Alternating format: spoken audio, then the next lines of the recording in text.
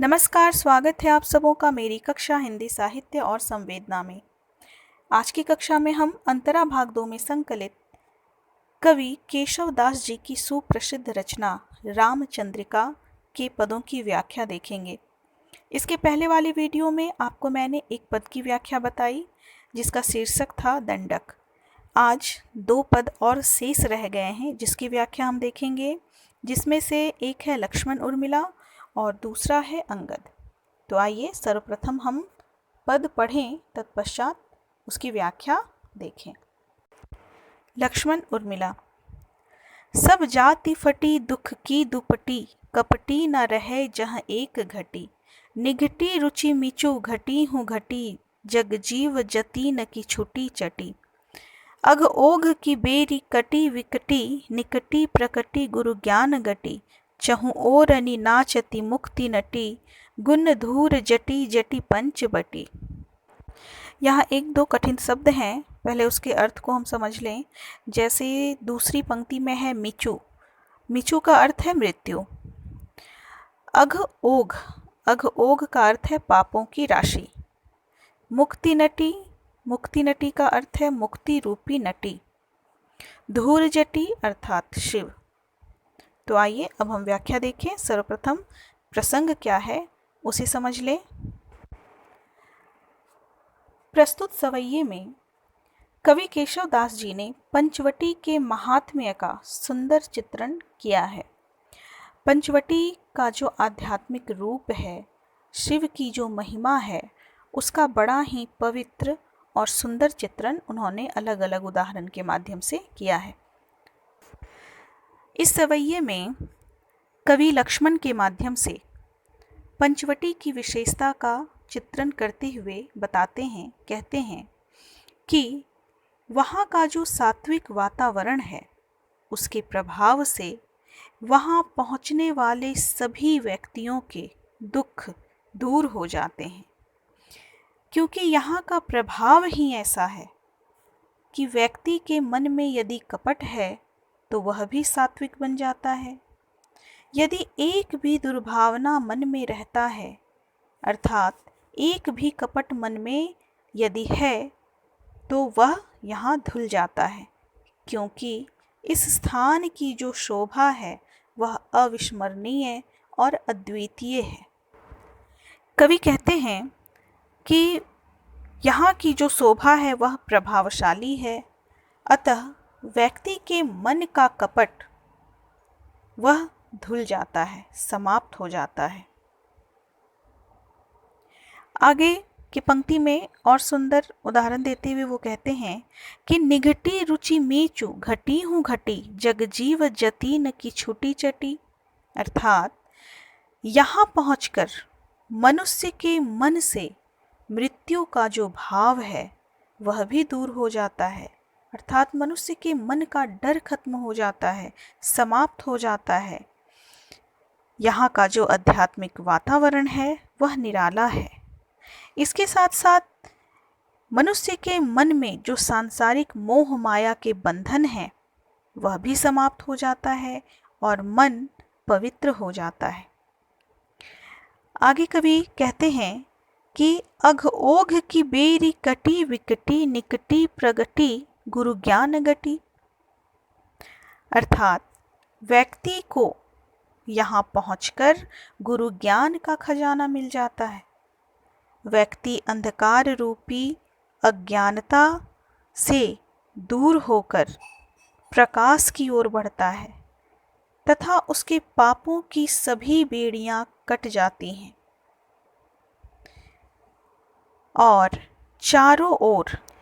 आगे कवि कहते हैं कि चहु ओरनि नाचती मुक्ति नटी, गुण धूर जटी जटी पंचवटी। चहु ओर अर्थात चारों ओर, मुक्ति रूपी मोक्ष रूपी नटनी, नटनी अर्थात नृत्य करने वाली, वह चारों ओर नाचती रहती है।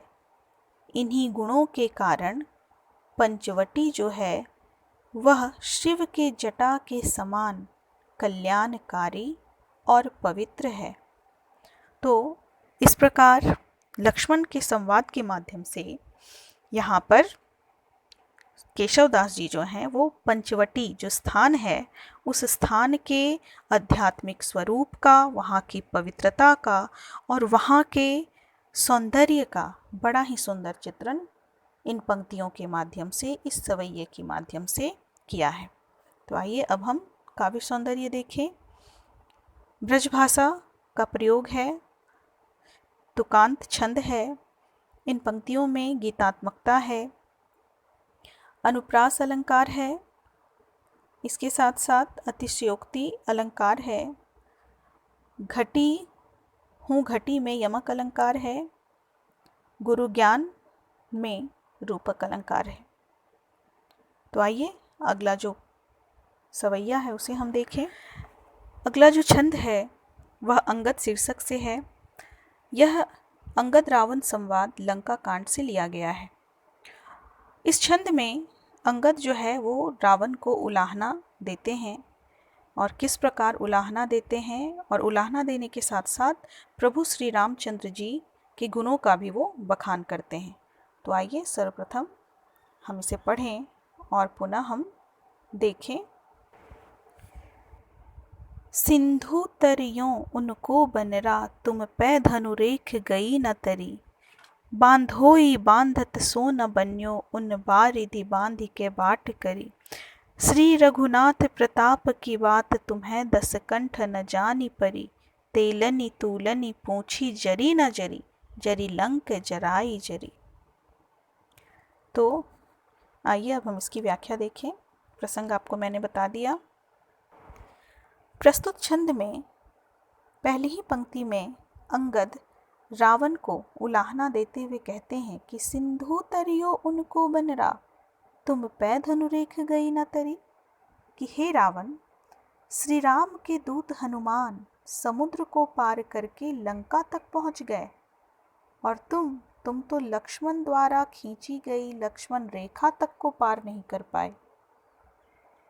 आगे पुनः वो कहते हैं कि बांध होई बांधत सो न बन्यो, उन बारिधि बांधि के बाट करी। और तुमने तो हनुमान को बांधने का भी बहुत प्रयास किया, परंतु तुम हनुमान को बांध न सके। और राम के जो वानर सेना थे उन्होंने तो समुद्र में पुल बांध दिया, और तुमसे एक हनुमान भी बांधे नहीं गए। पुनः आगे कहते हैं कि श्री रघुनाथ प्रताप की बात, तुम्हें दस कंठ न जानी परी। इतना सब हो गया, लेकिन फिर भी तुम श्री राम की शक्ति और उनके प्रताप को अभी तक जान नहीं पाए। हे रावण, तुमने तो हनुमान की पूंछ में भी कपड़ा बांधकर उसे तेल में भिगोकर उसे जलाने का प्रयास किया, परंतु उनकी पूंछ तो नहीं जली, परंतु तुम्हारा जो यह सोने की नगरी है उसमें अवश्य आग लग गई, वह अवश्य जल गया। आगे अंगद कहते हैं कि तेलनी तूलनी पूंछी जरी न जरी, जरी लंक जराई जरी। अभी जो मैंने बताया कि तुमने लाख प्रयास किया कि उनके पूंछ में आग लगाकर उन्हें जला दिया जाए, परंतु हनुमान जी को तो तुम नहीं जला पाए, परंतु हनुमान ने पूरी लंका नगरी को जला दिया। यहाँ 10 कंठ उन्होंने रावण के लिए संबोधित किया है। आगे वो कह रहे हैं कि हे रावण, तुम श्री राम की शक्ति को जानो, और अब भी वक्त है, माता सीता को वापस श्री रामचंद्र जी के पास भेज दो, इसी में तुम्हारी भलाई है। तो यह व्याख्या हो गई। अब हम काव्य सौंदर्य में लिख सकते हैं कि प्रस्तुत छंद में सांकेतिक ढंग से कुछ कथाओं का चित्रण किया गया है, संकेत किया गया है। इसके साथ साथ राम की प्रशंसा करने के बहाने रावण को उलाहना भी दिया गया है।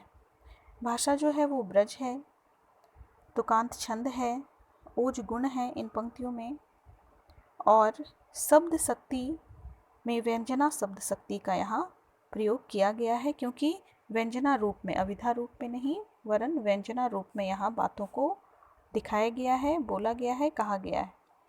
इसके साथ साथ जरी जरी में यमक अलंकार है। और बारिधि बांधिके में अनुप्रास अलंकार है, बांधोई बांधत में भी अनुप्रास अलंकार है। तो इस प्रकार यह व्याख्या हो गई, आपको समझ में आई होगी। धन्यवाद।